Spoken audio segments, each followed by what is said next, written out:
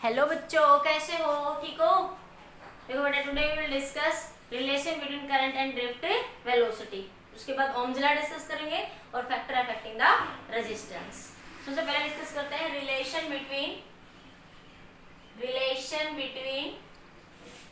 Current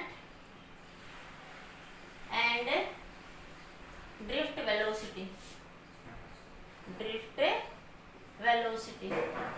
देखो, पिछले video lecture में मैंने आप लोगों को पढ़ाया था ड्रिफ्ट वेलोसिटी के बारे में। ठीक है, तो ड्रिफ्ट वेलोसिटी क्या होती है बताई थी मैंने, vd is equal to minus E tau by M. तो average E electric field, M the mass of the electrons. ठीक है, इसको इसकी फॉर्म में भी लिख सकते हैं vd को, क्योंकि v क्या होता है, e क्या होता है, v बाई एल। इसको ये भी लिख सकते हो v by m l into tau. ये नेगेटिव साइन सिर्फ डायरेक्शन को बताता है, इसलिए मैं इसको यहाँ हटा देती हूँ। ठीक है, यहाँ पे भी ये नेगेटिव साइन सिर्फ क्या बताता है कि इलेक्ट्रिक फील्ड की डायरेक्शन क्या होती है, अपोजिट टू द मोशन होती है। ठीक है, तो ये हमने ड्रिफ्ट वेलोसिटी के दो फार्मूले यहाँ पे डिस्कस कर लिए थे। ठीक है, अभी हम डिस्कस करेंगे relation between current and drift velocity. ये रिलेशन क्या होता है, I is equal to A n e v D.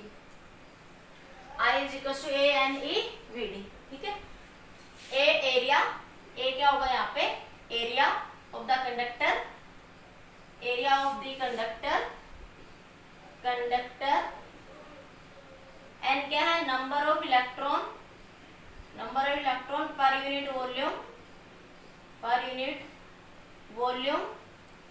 VD क्या है, ड्रिफ्ट वेलोसिटी या एवरेज वेलोसिटी। ड्रिफ्ट वेलोसिटी क्या होती थी, क्या बताया था ड्रिफ्ट वेलोसिटी के बारे में, थोड़ा सा बताती हूँ। मान लिया आपके पास पहले एक आइसोलेटेड कंडक्टर था, इसके अंदर ई नेट इलेक्ट्रिक फील्ड क्या थी आपकी, जीरो। इस एंड पे चार्ज पॉजिटिव था, इस एंड पे कैसा आ जाता है, नेगेटिव, जो आप एक्सटर्नल फील्ड अप्लाई करते हो। तो ई इंड्यूस्ड भी इतनी ही बनती है, तो ई एक्सटर्नल जो होती है वो बराबर होती है ई इंड्यूस्ड के। तो इनका ई नेट हमेशा क्या हो जाएगा, आपका जीरो हो जाएगा। ठीक है, रिजल्टेंट इलेक्ट्रिक फील्ड हमेशा क्या मिलेगी, जीरो। तो in the absence of any external field, जब भी कोई एक्सटर्नल फील्ड नहीं है, तब आपके पास एवरेज वेलोसिटी आपने निकाली थी, तो यू एवरेज वेलोसिटी क्या बन जाती है आपकी, जीरो। और इलेक्ट्रॉन एवरेज स्पीड वो कितनी होती है, एज पर 5 मीटर पर सेकेंड से मूव करते हैं, किसमें, due to the thermal energy, due to the thermal या energy, due to the temperature. फिर जैसे ही हम कंडक्टर को क्या लगाते हैं, एक्सटर्नल फील्ड, मतलब कोई बैटरी क्या करी आपने यहाँ पे सप्लाई कर दी, तब इलेक्ट्रॉन चार्ज जो है यहाँ पे एक्यूमुलेट नहीं होगा। चार्ज एक्यूमुलेट नहीं होगा तो इलेक्ट्रॉन यहाँ से यहाँ मूव करते रहेंगे। इलेक्ट्रॉन जब मूव करेंगे अंदर, तो किसी वेलोसिटी से कोई वेलोसिटी होगी, एवरेज वेलोसिटी, वो एवरेज वेलोसिटी क्या कहलाती है, ड्रिफ्ट वेलोसिटी। और ड्रिफ्ट वेलोसिटी की वैल्यू ये आप लोगों ने यहाँ पे निकाली थी। ठीक है, in the presence of electron, electrons are move from negative end to the positive end from one end to another end under the effect of external field. Electrons are move from one end negative end, ये negative end है, ये कैसा end है, positive end. Under the effect of external field क्या करेंगे, electrons move करेंगे और colonel से टकराते हुए वो आगे बढ़ते हैं। ठीक है, और एक स्मॉल वेलोसिटी से वो आगे बढ़ते हैं, वो स्मॉल वेलोसिटी क्या होती है, ड्रिफ्ट वेलोसिटी, और इसकी वैल्यू होती है 10⁴ मीटर पर सेकेंड। ये बात हमने पिछले वीडियो लेक्चर में कर ली थी। ठीक है, तो आज हम डिस्कस करेंगे relation between current and drift velocity. तो देखिए, मान लीजिए आपके पास एक कंडक्टर है, let us consider a conductor. ठीक है, इसमें इलेक्ट्रॉन्स क्या हो रहे हैं, आपके शिफ्ट हो रहे हैं। ये इलेक्ट्रॉन से मान लिया कि इलेक्ट्रॉन यहाँ से इलेक्ट्रॉन इधर आए और इलेक्ट्रॉन यहाँ से इधर शिफ्ट हो रहे हैं। इलेक्ट्रॉन ऐसे मूव कर रहे हैं कंडक्टर के अंदर। इलेक्ट्रॉन्स जो है आपके कंडक्टर के अंदर इस तरीके से क्या कर रहे हैं, मूव कर रहे हैं। किसी dt टाइम में इलेक्ट्रॉन यहाँ से यहाँ क्या कर गए, मूव कर गए। ठीक है, अब हम निकालना है चार्ज, हमें क्या निकालना है, करंट। जो इलेक्ट्रॉन जब मूव करेंगे तो करंट भी होगा कुछ, तो करंट और ड्रिफ्ट वेलोसिटी में क्या रिलेशन है वहां पे। ठीक है, अब हम बात करते हैं किसके अंदर, charge passing through the cross section. Charge passing through, ये जो क्रॉस सेक्शन, देखिए एरिया ऑफ क्रॉस सेक्शन होता है कंडक्टर का, इस एरिया ऑफ क्रॉस सेक्शन में से कितना चार्ज पास हो रहा है। तो देखो, जितना एरिया इतना यहाँ से इलेक्ट्रॉन जाएंगे उतने तो इलेक्ट्रॉन यहाँ पहुंचेंगे ना। मान लिया मैं ये कह दूं, या दूसरी बात कि मान लिया इधर भी इलेक्ट्रॉन्स होंगे आपके पास, तो जितने इलेक्ट्रॉन इस शेडेड रीजन में होंगे उतने ही इलेक्ट्रॉन तो यहाँ 1 पॉइंट के ऊपर पहुंचेंगे, जितने इलेक्ट्रॉन यहाँ होंगे उतने ही तो इलेक्ट्रॉन यहाँ पहुंचेंगे, ठीक है।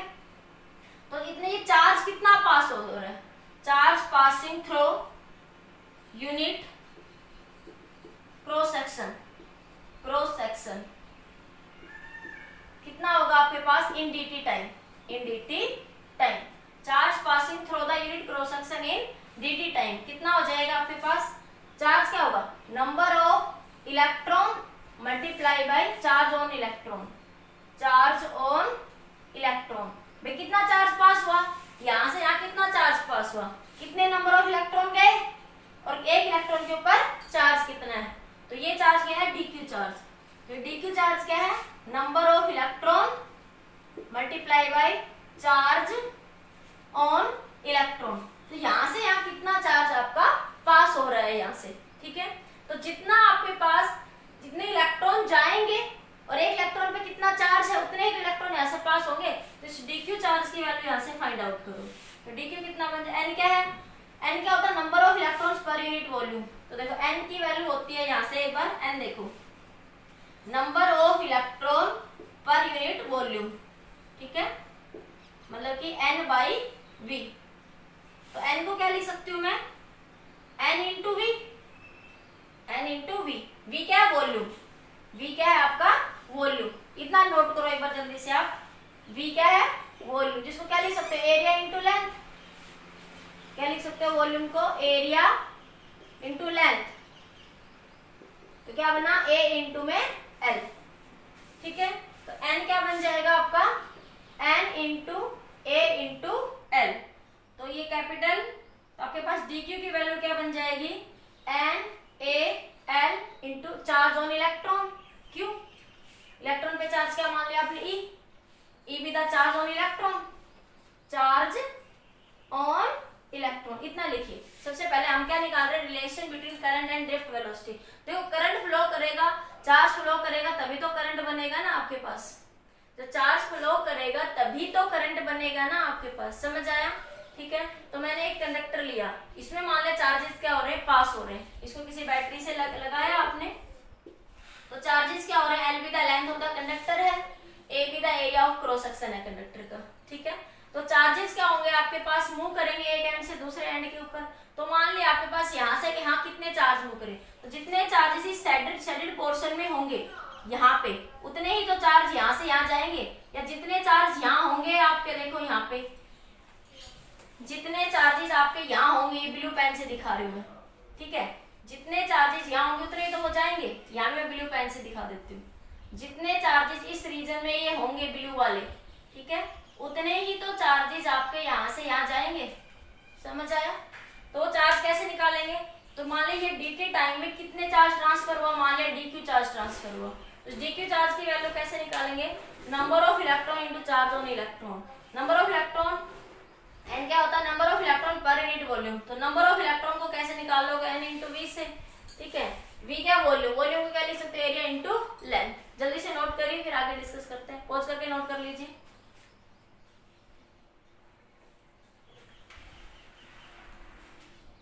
कर लिया, पॉज करके नोट कर लिया सभी ने, हटा दो एक बार, मैं ये यहाँ से इधर से हटा रही हूँ सारा ना, ठीक है। अब देखिए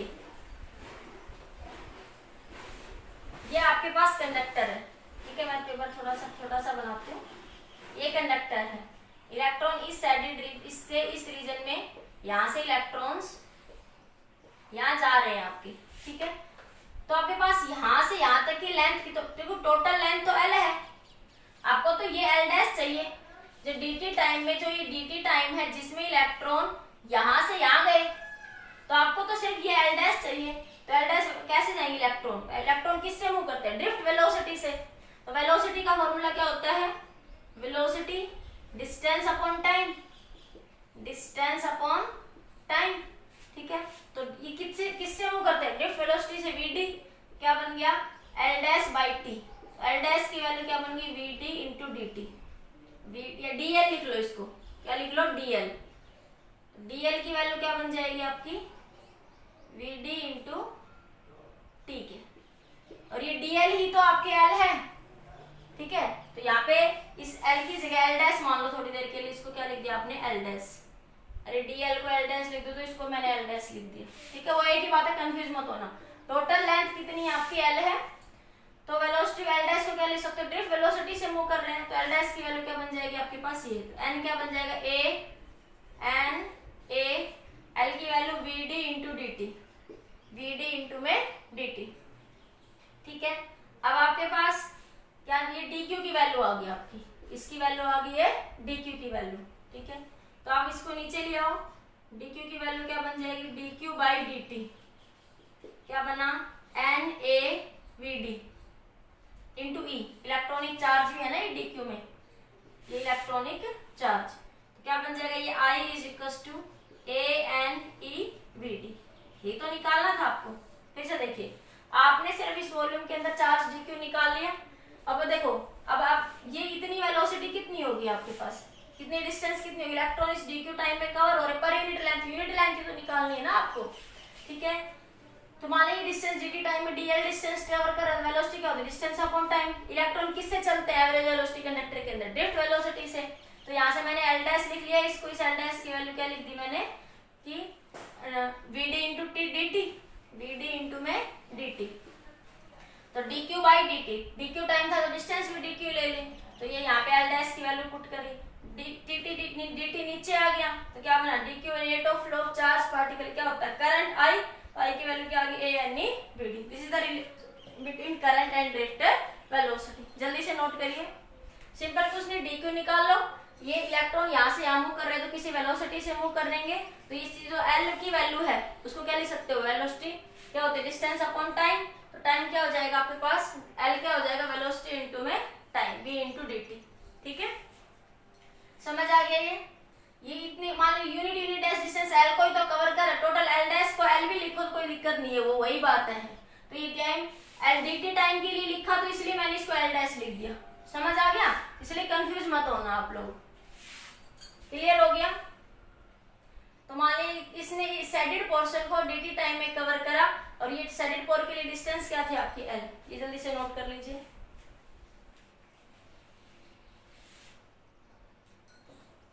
लिख लिया, क्लियर हो गया, समझ आ गया सबको। तो ये आ जाएगा relation between current and drift velocity, note कर लिया ना सभी ने। अब आगे देखो, हमारे पास रिलेशन क्या आया, करंट एंड ड्रिफ्ट वेलोसिटी के अंदर ये रिलेशन आ गया I is equal to ANeVd।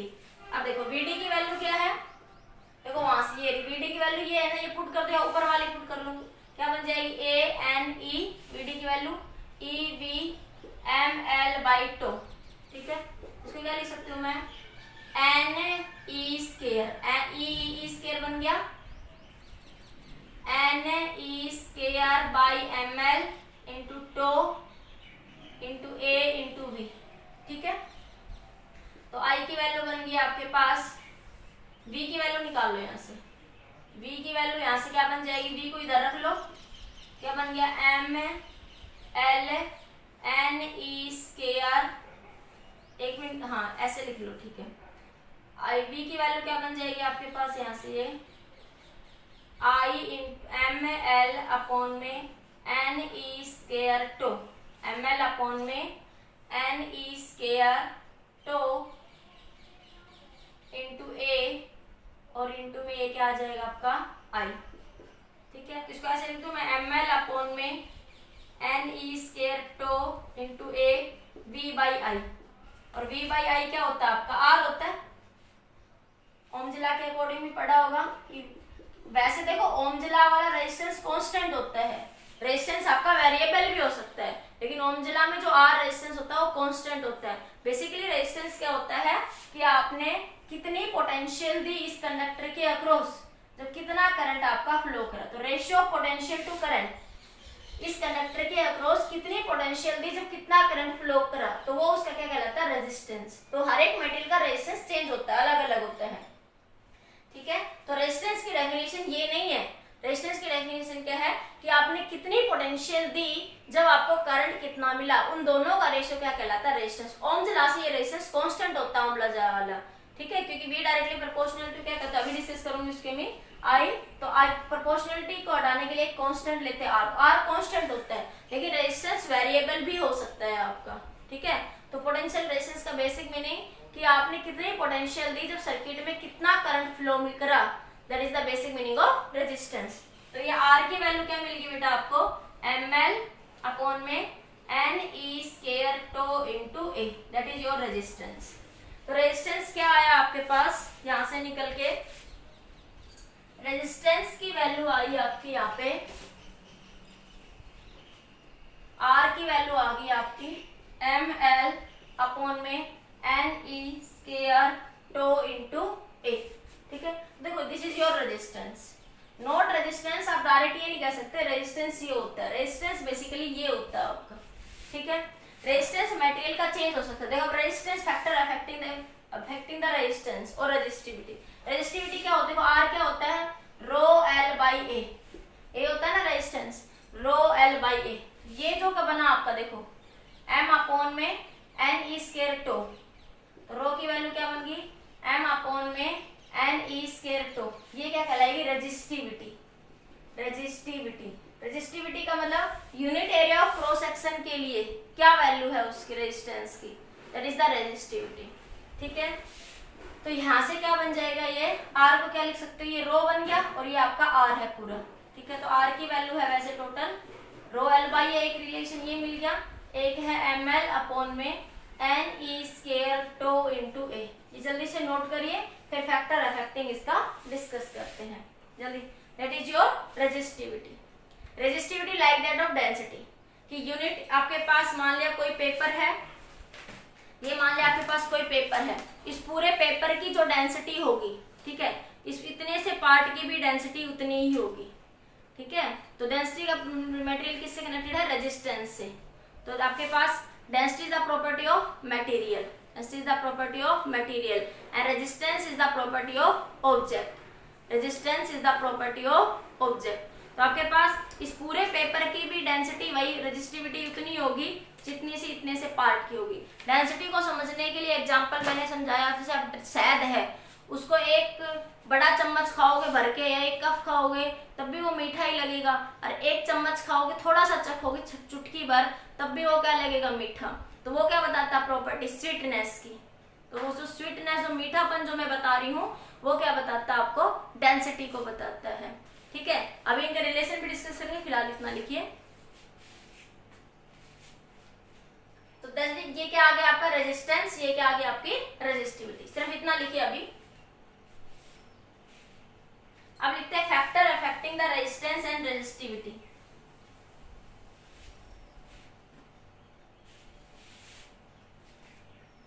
Factor affecting the resistance and resistivity लिख लिया सबने। Factor affecting the resistance and resistivity. तो सबसे पहले बात करते हैं रेजिस्टेंस के लिए।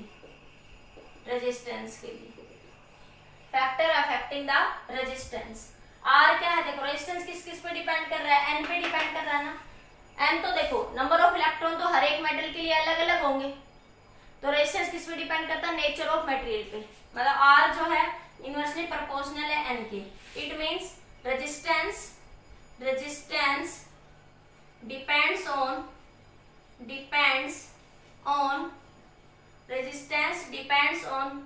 Nature of material.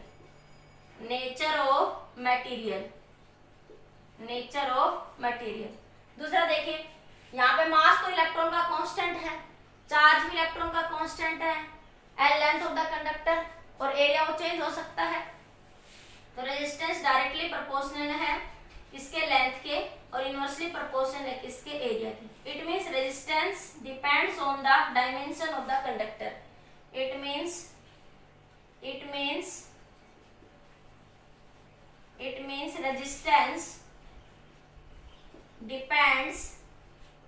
resistance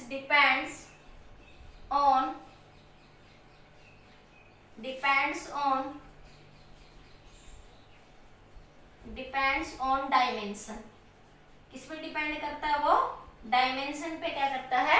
depend करता है। लेंथ पे, एरिया ऑफ क्रॉस सेक्शन पे क्या करता है? रेजिस्टेंस डिपेंड करता है। लेंथ के डायरेक्टली प्रोपोर्शनल होता है और एरिया के क्या होता है? इनवर्सली प्रोपोर्शनल होता है। जल्दी से नोट करिए, इतना जल्दी नोट कर लीजिए, मैं इधर से हटा देती हूँ।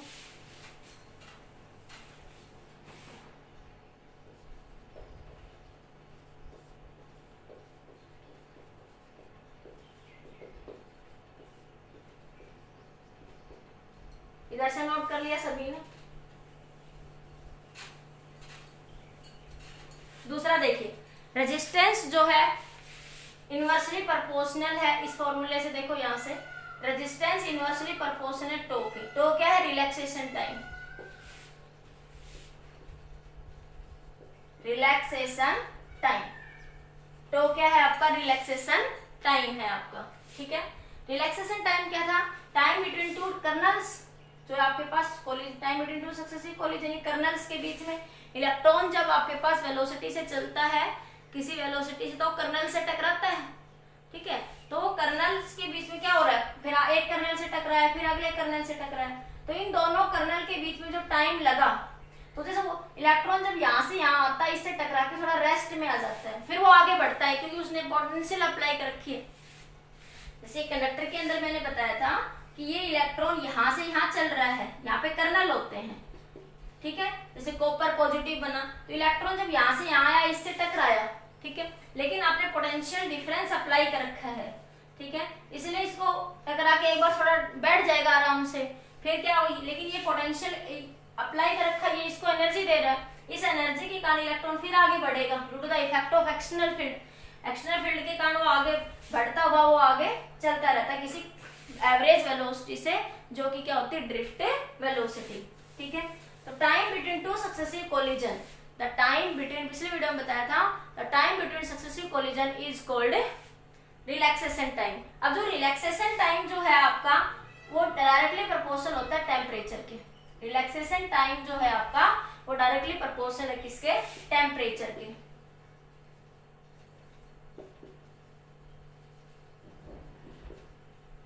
डायरेक्टली प्रोपोर्शनल है किसके? टेम्परेचर के। क्योंकि देखो, अब जितना ज्यादा टेम्परेचर होगा उतना ये कोलिजन जल्दी जल्दी होगा ना। ये टेम्परेचर जितना ज्यादा होगा उतना इलेक्ट्रॉन जल्दी जल्दी मूव करेगा, तो कोलिजन बढ़ जाएगा। कोलिजन क्या हो जाएगा? Increase. When temperature increase, collision increase.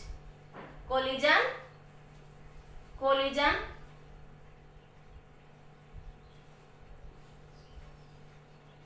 Collision increase, ये इनवर्सली प्रोपोर्शनल होता है बेटा।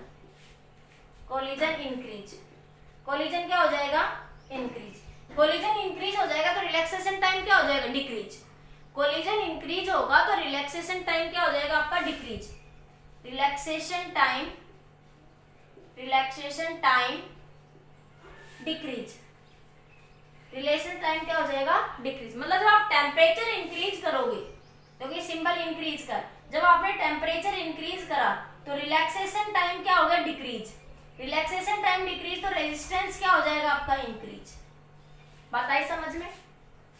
जब आपने टेम्परेचर को इंक्रीज करा तो रिलैक्सेशन टाइम डिक्रीज हो गया, रिलैक्सेशन टाइम डिक्रीज हो गया तो रेजिस्टेंस क्या हो जाएगा आपका? इंक्रीज। ठीक है, तो इसका मतलब क्या हुआ? डायरेक्टली कहूं, अगर तुम if temperature increase then resistance increase. Resistance क्या होगा आपका? इंक्रीज होगा। रेजिस्टेंस क्या हो जाएगा आपका? इंक्रीज। जल्दी से लिखिए, अगर टेम्परेचर इंक्रीज करोगे तो रेजिस्टेंस क्या हो जाएगा? इंक्रीज। बिकॉज जो आपका रिलैक्सेशन टाइम है वो क्या हो जाएगा आपका? डिक्रीज हो जाएगा। Getting my point? ठीक है, तो रेजिस्टेंस नेचर ऑफ मटेरियल पे डिपेंड करता है, रेजिस्टेंस डायमेंशन पे डिपेंड करता है, डायमेंशन मतलब लेंथ और एरिया पे डिपेंड करता है, रेजिस्टेंस टेम्परेचर पे डिपेंड करता है। टेम्परेचर इंक्रीज करोगे तो रिलैक्सेशन टाइम डिक्रीज हो जाएगा और रेजिस्टेंस क्या हो जाएगा आपका? इंक्रीज हो जाएगा। जल्दी से नोट करिए, आगे डिस्कस करते हैं। नोट कर लीजिए जल्दी से।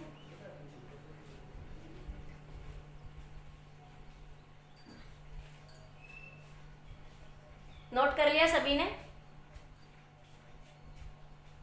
ठीक है, नेक्स्ट देखिए, तो आगे रेजिस्टिविटी देखिए। रेजिस्टेंस का नोट हो गया। रेजिस्टिविटी के लिए देख लीजिए,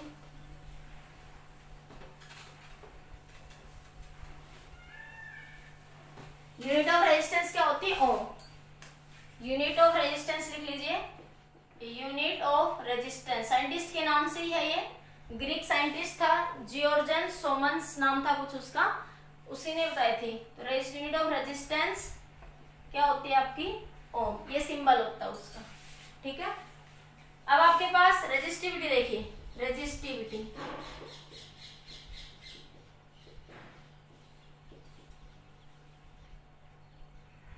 रेजिस्टिविटी क्या है? Rho is equal to M upon में एन ई स्क्वायर टू, ठीक है। तो रेजिस्टिविटी देखो किस पे डिपेंड कर रही है? एन पे। रेजिस्टिविटी भी इनवर्सली प्रोपोर्शनल है किसके? नंबर डेंसिटी के। तो it means resistivity depends on, resistivity depends on nature of material, nature of material.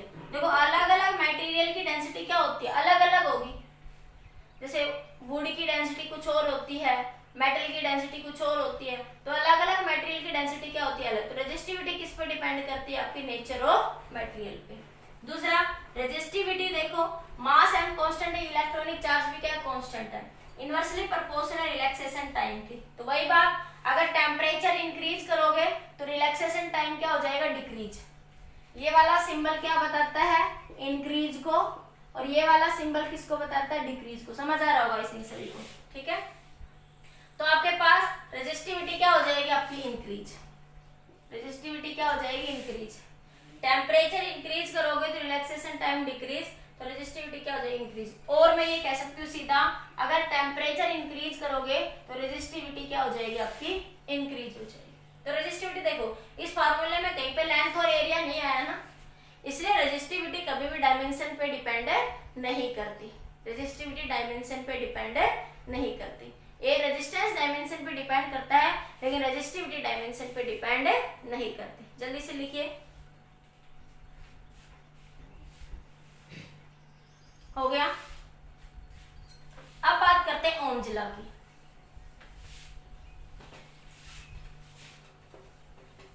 ओमजिला,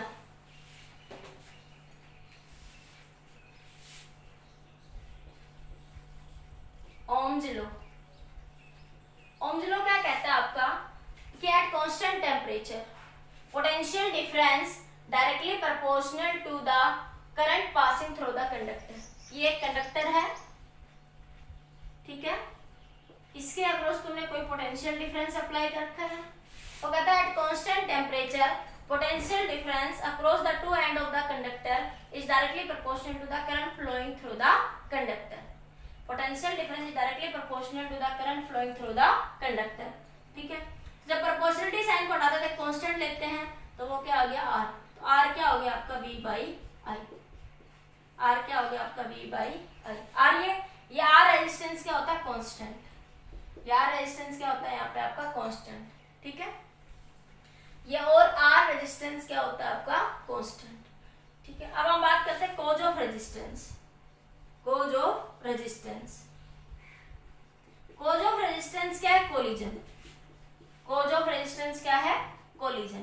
तो देखो, जब वो आपके पास इलेक्ट्रॉन आगे बढ़ता है तो वो टकराता है कर्नल से या किसी चीज से, तो वहां पे क्या क्रिएट होता है? उसकी रेजिस्टेंस मतलब रुकावट। रेजिस्टेंस वर्ड क्या होता है? रुकावट, बाधा बनना किसी भी काम में। तो इलेक्ट्रॉन के मोशन में कोलिजन क्या है? बाधा है। जैसे कि जैसे आप क्लास में जा रहे हो, जितनी ज्यादा नंबर ऑफ बेंचेस होगी उतनी आपके मूव करने में प्रॉब्लम होगी, ठीक है। इसी तरीके से आपके पास जितने ज्यादा कर्नल्स होंगे इतने इलेक्ट्रॉन्स को मूव करने में क्या होगी? प्रॉब्लम क्रिएट होगी, उतना ही आपके पास आपके रेजिस्टेंस क्या हो जाएगा? ज्यादा। तो कोज ऑफ रेजिस्टेंस क्या होगा? Basically collision with the colonel's, ठीक है। जितना कोलिजन होगा उतना ही रेजिस्टेंस क्या हो जाएगा? आपका ज्यादा हो जाएगा, ठीक है। ग्राफ देखो अब इसका, I और V के बीच में ग्राफ, ये स्ट्रेट लाइन ग्राफ आएगा। ये एट कांस्टेंट टेम्परेचर होती है कंडीशन, एट कांस्टेंट टेम्परेचर, सब पढ़ चुके हो, कांस्टेंट टेम्परेचर। तो दैट इज योर ओमजिला। कई बार ये क्वेश्चन पूछ लिया जाता है कि ये आपके पास, ये तो ओमजिला हो गया, ऑब्जेक्टिव नंबर का क्वेश्चन पूछ लिया जाता है आपके पास कि ये A कोई मेटल है और ये कोई B मेटल है, ठीक है। ये आई है, ये वी है, तो बताइए किसका रेजिस्टेंस ज्यादा होगा, किसका रेजिस्टेंस ज्यादा होगा। तो देखो स्लोप निकाल लेते हैं ऐसे केस में, ये थीटा 1 एंगल है, ये क्या है थीटा 2, ठीक है। तो ये स्लोप बनेगा यहां से हमारे पास, तो स्लोप क्या होता है tan थीटा, स्लोप क्या होगा tan थीटा, ठीक है। तो tan थीटा 1 क्या हो जाएगा आपके पास I बाई V, ठीक है। इसी तरह tan थीटा 2 क्या हो जाएगा I बाई V। तो देखो V बाई I क्या होता है R, V बाई I क्या होता है आपका R, तो I बाई V क्या हो गया I बाई V, वो क्या बन जाएगा 1 बाई R, ये क्या हो जाएगा आपका 1 बाई R। मतलब क्या समझ आ रहा है कि जो tan थीटा है, जो स्लोप है आपका, स्लोप इनवर्सली प्रोपोर्शनल है R के, या tan थीटा जो है वो इनवर्सली प्रोपोर्शनल है किसके R के। अगर आपके पास थीटा ज्यादा होगा तो R कम हो जाएगा, थीटा ज्यादा होगा तो R का, अब यहां से क्या दिख रहा है सीधा सीधा थीटा 2 ज्यादा है किससे थीटा 1 से, तो इसको मैं लिख देती हूँ RA और इसको लिख देती हूँ मैं, इसका रेजिस्टेंस मान लिया RB, ठीक है। तो आपके पास थीटा 2 क्या है थीटा A, और थीटा 1 क्या है थीटा, अरे ये थीटा B कह दो, इसको थीटा A कह दो, सम तुम्हारी सुविधा के लिए बना रही हूँ। थीटा 2 एंगल क्या है किसके साथ बना हुआ है B के साथ, थीटा 2 एंगल आपका A के साथ बना हुआ है, थीटा 2 एंगल किसके साथ बना हुआ है A के साथ, और थीटा 1 किसके साथ बना हुआ है B के साथ, थीटा 1 किसके साथ बना हुआ है आपका B के साथ, और थीटा 2 किसके साथ बना हुआ है A के साथ। तो यहाँ से दिख रहा है सीधा से थीटा A ज्यादा है थीटा B से, और रेजिस्टेंस इनवर्सली प्रोपोर्शनल है किसके, स्लोप डायरेक्टली प्रोपोर्शनल है किसके थीटा के, मतलब थीटा इनवर्सली प्रोपोर्शनल है किसके R के, ठीक है। तो आपके पास क्या हो जाएगा उल्टा हो जाएगा, RB ज्यादा हो जाएगा किससे RA से। तो इस तरीके से आप रेजिस्टेंस क्या कर सकते हैं फाइंड आउट कर सकते हैं। ये 2 नंबर का क्वेश्चन बोर्ड में कई बार पूछ लिया जाता है, यहाँ से जल्दी से नोट करिए ग्राफ से, कर लिया नोट, पॉज करके नोट कर लीजिए,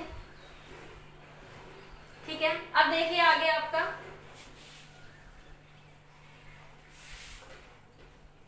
हो गया,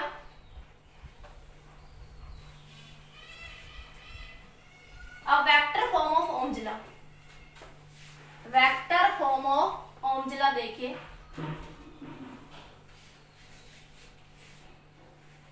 vector form of Ohm's law, vector form of Ohm's law. इससे पहले 2 टर्म और पढ़ लीजिए, एक वर्ड होता है कंडक्टेंस, कंडक्टेंस, कंडक्टेंस क्या होता है the reciprocal of resistance, the reciprocal of resistance, the reciprocal of resistance is called conductance, is called conductance, ठीक है।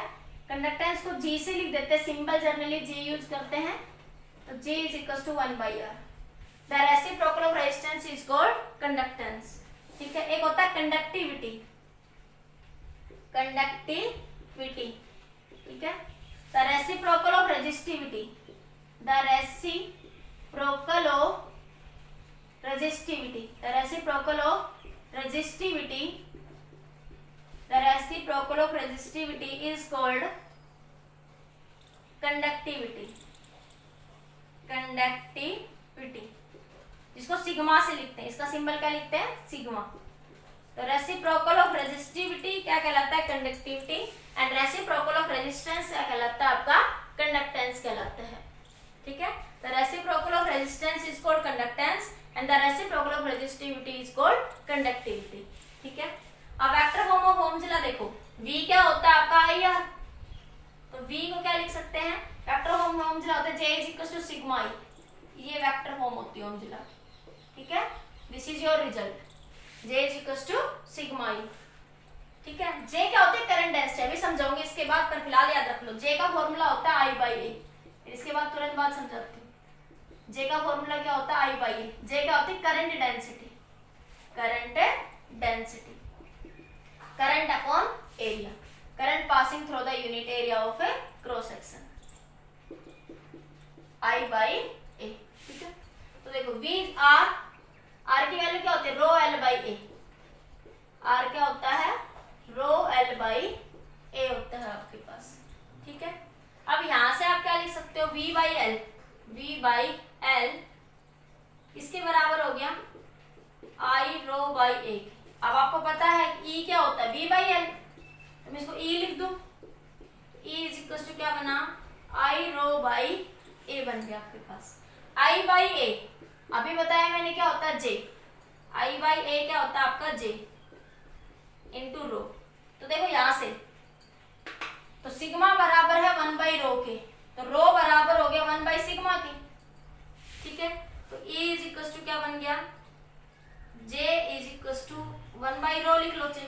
तो यहाँ से ये बना आपके पास, सीधा लिख दो तो इस रिलेशन से 1 बाई के रो क्या होता है सिग्मा, तो J बराबर हो गया किसके, E बाई रो के। तो J की वैल्यू क्या हो जाएगी, sigma E। This is your vector form of Ohm's law. J क्या होती है, करंट डेंसिटी, वेक्टर फॉर्म होती है। रेजिस्टेंस एक स्केलर क्वांटिटी है, लेकिन ये करंट डेंसिटी एक वेक्टर क्वांटिटी है। ये क्या होती है, करंट डेंसिटी। अभी डिस्कस करते हैं इसके बारे में, करंट डेंसिटी, ठीक है। E क्या होती है, इलेक्ट्रिक फील्ड, इलेक्ट्रिक फील्ड। और ये क्या होती है, कंडक्टिविटी, कंडक्टिविटी। जल्दी से नोट करिए, कुछ नहीं, V is equal to I R होता है ओमजिला के अकॉर्डिंग, बस मैंने इसको दूसरी फॉर्म चेंज कर दी। आई आर को रो एल बाई ए लिख सकते हो, V बाई एल ई बन जाएगा, ये बन गया। J को क्या लिख सकते हो, E बाई रो को सिग्मा, तो E 1 बाई रो क्या बन जाएगा आपका, सिग्मा। जल्दी से नोट कर लीजिए इतना। तो this is the vector form of Ohm's law. ये क्या आई आपकी, वेक्टर फॉर्म ऑफ ओमजिला। जल्दी से नोट कर लीजिए, जल्दी नोट कर लो सारे बच्चे। हो गया, हटा दो, क्लियर। आगे देखिए, limitation of Ohm's law, limitation of ओमजिला।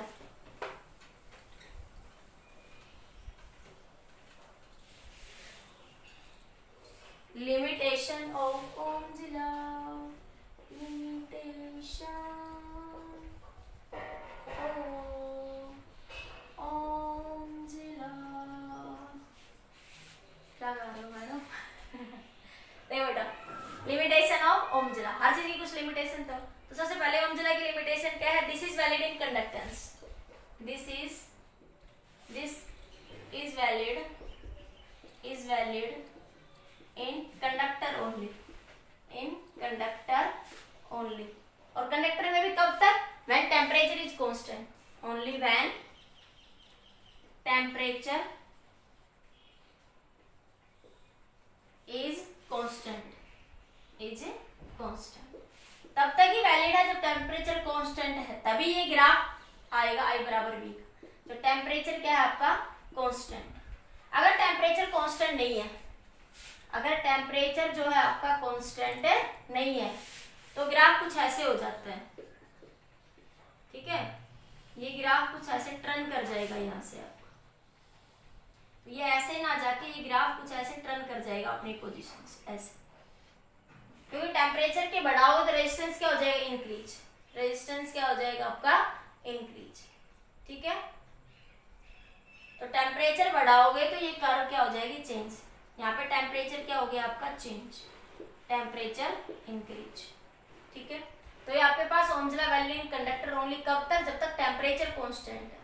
अगर टेम्परेचर कांस्टेंट नहीं होगा तो ओमजिला वहां पे वैलिड नहीं होगा आपके पास। दूसरा, semiconductor devices, semiconductor devices does not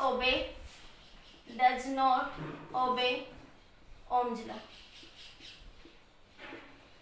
semiconductor devices जो है वो ओमजिला को ओबे नहीं करते, क्योंकि सेमीकंडक्टर डिवाइसेस में इसके अंदर क्या होता है कि वोल्टेज बढ़ाओगे तो करंट बढ़ना चाहिए, लेकिन सेमीकंडक्टर डिवाइसेस में ऐसा नहीं होता। उस केस में उल्टा होता है, आपके पास करंट को बढ़ाओगे, वोल्टेज बढ़ाओगे तो करंट आपके पास मे बी इंक्रीज और मे बी डिक्रीज। तो उस केस में IV का ग्राफ कुछ ऐसे आता है, वोल्टेज बढ़ाओगे तो करंट क्या हो जाएगा आपका, डिक्रीज। जैसे आपके पास गैलिनियम आर्सेनाइड एक सेमीकंडक्टर है, गैलिनियम आर्सेनाइड, उस केस में जब ग्राफ बनाते हैं तो कुछ ऐसा आता है I और V का, पहले टेम्परेचर वोल्टेज के साथ बढ़ता है फिर घट जाता है आपके पास। तो गैलियम आर्सेनाइड भी एक सेमीकंडक्टर डिवाइसेस है। क्या है? Semiconductor devices. ठीक है, समझ आया? तो जो ओम्स लॉ है वो सेमीकंडक्टर डिवाइसेस जो है वो ओम्स लॉ को ओबे नहीं करती। कंडक्टर्स में भी ओम्स लॉ वैलिड है कब तक? जब तक टेम्परेचर क्या आपका कांस्टेंट। जब टेम्परेचर चेंज हो जाएगा तो वहां पे ओम्स लॉ आपका वैलिड नहीं होगा। तो सेमीकंडक्टर डिवाइसेस में अब कंडक्टर में ग्राफ ऐसे आता है, लेकिन सेमीकंडक्टर में ग्राफ आपका इस तरीके से है। एक गैलियम आर्सेनाइड का केस बनता है, अलग अलग होता है। पीएन जंक्शन में केस और कुछ होता है। ठीक है, पीएन जंक्शन में भी कई बार क्या होता है कि इनिशियली जब टेम्परेचर बढ़ा रहे हो, वोल्टेज बढ़ा रहे हो तो करंट बढ़ रहा है। ठीक है, फिर एक टाइम के बाद क्या होने लग जाता है? डिक्रीज होने लग जाता है। तो ये ग्राफ अलग अलग आता है आपके पास, उल्टा भी हो जाता है आपके पास। ये ग्राफ ऐसे जाके ऐसे भी हो जाता है पीएन जंक्शन के अंदर। ठीक है, तो ये अलग अलग डिवाइसेस होती है। तो सेमीकंडक्टर में सारे ग्राफ सेमीकंडक्टर के होते हैं, जैसे PN junction diode, PNP diode. ठीक है, PN junction diode, PNP diode, PNP transistor, NPN transistor. ठीक है, तो उसमें सब में ग्राफ अलग अलग आते हैं। ये सारे semiconductor device, all are semiconductor devices. तो ये सब क्या बता रहा है कि semiconductor devices does not obey the Ohm's law. ये गैलियम आर्सेनाइड के केस में आ जाता है, ये पीएन जंक्शन के केस में आ जाता है ये ग्राफ। ठीक है, तो अलग अलग केस में क्या होता है? ग्राफ अलग अलग होता है आपके पास। ठीक है, जल्दी से नोट कर लीजिए। आप सब ये ध्यान रखना कि सेमीकंडक्टर, जितने भी सेमीकंडक्टर डिवाइसेस है, does not obey the Ohm's law. ठीक है, तीसरा पॉइंट लिखिए। एक वाटर वोल्टामीटर एक डिवाइस होती है, वो भी ओम्स लॉ को ओबे नहीं करती। तीसरा क्या? Water voltameter does not obey the Ohm's law. Water voltameter, water voltameter क्या होता है? देखो, ओम्स लॉ के अकॉर्डिंग ग्राफ ऐसा आना चाहिए, according to Ohm's law, according to Ohm's law. ठीक है, लेकिन इस केस में जो क्या होता है, आई और वी के बीच में ग्राफ स्ट्रेट लाइन तो होता है, लेकिन एक पर्टिकुलर वोल्टेज के ऊपर एक स्ट्रेट लाइन तो है, लेकिन एक पर्टिकुलर वोल्टेज पे करंट बढ़ना क्या होता है? स्टार्ट होता है। ठीक है, तो इन्वर्टर वोल्टामीटर, इन्वर्टर वोल्टामीटर, ये पोटेंशियल डिफरेंस मेजर करने के लिए जनरली हम यूज करते हैं इसको। Inverter voltameter, water voltameter at particular temperature, at particular temperature, at particular voltage, at particular voltage, current is increases, current is increases। इसका graph linear है, इसका ग्राफ स्ट्रेट लाइन है, इसका ग्राफ स्ट्रेट लाइन तो है, लेकिन एक पर्टिकुलर वोल्टेज के ऊपर करंट क्या होता है? इंक्रीज होता है। इसमें तो देखो, जैसे वोल्टेज बढ़ाते हो तो करंट बढ़ना स्टार्ट हो गया, लेकिन वाटर वोल्टामीटर के अंदर, वाटर वोल्टामीटर में एक पर्टिकुलर वोल्टेज के ऊपर करंट बढ़ना क्या होगा? आपका स्टार्ट होगा। नोट कर लीजिए जल्दी से। तो ये सब डिवाइसेस है जो ओम्स लॉ को ओबे नहीं करती। क्लियर हो गया? जल्दी नोट कर लीजिए। This are the some limitation of Ohm's law, These are some limitation of Ohm's law। अब बात करते हैं करंट डेंसिटी। नोट कर लिया सभी ने? हो गया नोट? अब बात करते हैं current density. Current density, current density. ठीक है, करंट डेंसिटी इसको जे से डिनोट करते हैं जनरली, और मैथमेटिकली क्या लिखते हैं? I बाई ए। ये एक वेक्टर क्वांटिटी है, एक ऐसी क्वांटिटी है, वेक्टर क्वांटिटी। ठीक है, तो आपके पास क्या होता है? The current flowing, it is defined as, it is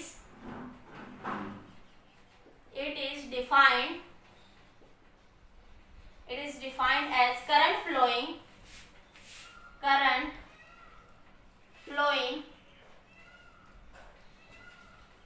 current flow per unit area,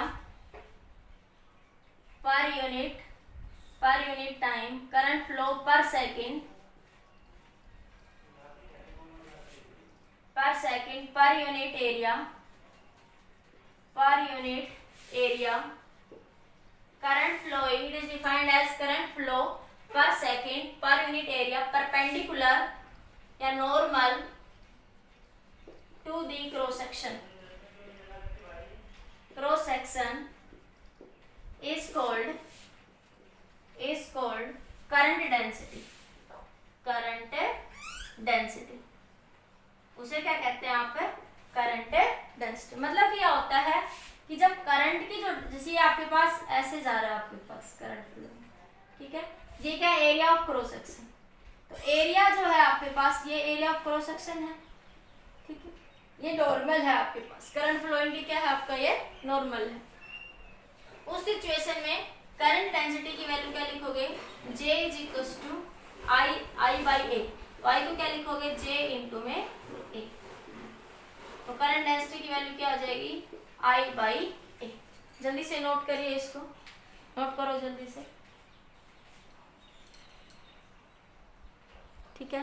तो ये था क्या क्या थी आपकी current density. It is defined as, ये चार्ज फ्लोइंग आएगा, चार्ज फ्लोइंग,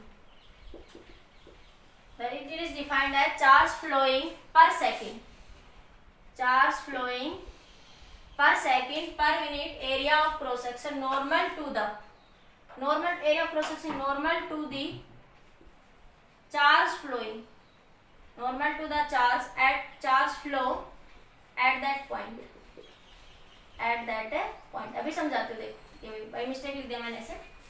देखो आपके पास ये एरिया ऑफ क्रॉस सेक्शन है। अब देखो ये आई भी इधर है, इस केस में इसका एरिया ऑफ क्रॉस सेक्शन, जैसे मैं कहूँ ये मेरे पास कंडक्टर का एरिया ऑफ क्रॉस सेक्शन होगा ना, देखो ये ऐसे। अब इसमें करंट भी ऐसे ही जा रहा है इस केस में, और एरिया ऑफ क्रॉस सेक्शन भी ऐसे ही है, ठीक है। तब तो करंट डेंसिटी को ऐसे लिख देंगे। अब अगर मान लिया ऐसे हो गया कोई, ये करंट आई फ्लो कर रहा है, ठीक है, और एरिया ऑफ क्रॉस सेक्शन कुछ ऐसे हो गया, तो एरिया ऑफ क्रॉस सेक्शन ये हो जाएगा अब आपके पास। तो ये आई है, ये ए है, तो ये एंगल, अब इन दोनों के बीच में एंगल क्या बन जाएगा? थीटा। तो आई के अलोंग कंपोनेंट कौन सा होगा आपका? A cos theta.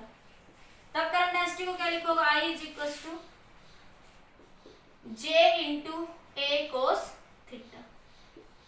इसको इन जनरल क्या लिख सकते हो? I is equal to J dot A, J dot A, ठीक है। तो करंट एक ऐसी क्वांटिटी है आपके पास, करंट डेंसिटी एक ऐसी क्वांटिटी आपकी वेक्टर क्वांटिटी है, ठीक है। अगर आपके पास एरिया के पैरेलल है तो J डॉट ए लिखते हैं, एरिया के आपके पास परपेंडिकुलर है, मान लीजिए किसी एंगल थीटा पे है, क्या लिखोगे? J vector, J dot A vector. A पे क्या है? Area of cross section, A क्या है? एरिया ऑफ क्रॉस सेक्शन, ठीक है। नोट करिए जल्दी से। तो इन जनरल एक्सप्रेशन स्मॉल के लिए लिखो, देखो इसको ऐसे लिख सकते हो, स्मॉल मान लीजिए ds एरिया के लिए लिखो तो J इंटू ds, और टोटल के लिए फिर क्या कर देते हैं? उसका इंटीग्रेशन। तो दोनों, ये वेरिएबल केस में होगा, ये कांस्टेंट केस में है। जब ये कब है? जब करंट डेंसिटी कांस्टेंट है, एरिया क्या है? कांस्टेंट है। अगर एरिया वेरिएबल है, अगर एरिया क्या है? वेरिएबल है, ये इस केस में एरिया क्या हो जाएगा? वेरिएबल, एरिया वेरिएबल, ठीक है। इस केस में एरिया क्या आपका? कांस्टेंट, तब आप सीधा लिख सकते हैं। तो this is your current density, जल्दी से नोट कर लीजिए, ठीक है। तो ये आपके पास क्या था? Current density. आज हमने पढ़ा आपके पास relation between current and drift velocity, फिर आपने पढ़ा Ohm's law, limitations and current density के बारे में, ठीक है। नेक्स्ट वीडियो लेक्चर में रेजिस्टेंस पे बेस्ड न्यूमेरिकल्स क्या करेंगे? डिस्कस करेंगे। आज के लिए इतना ही।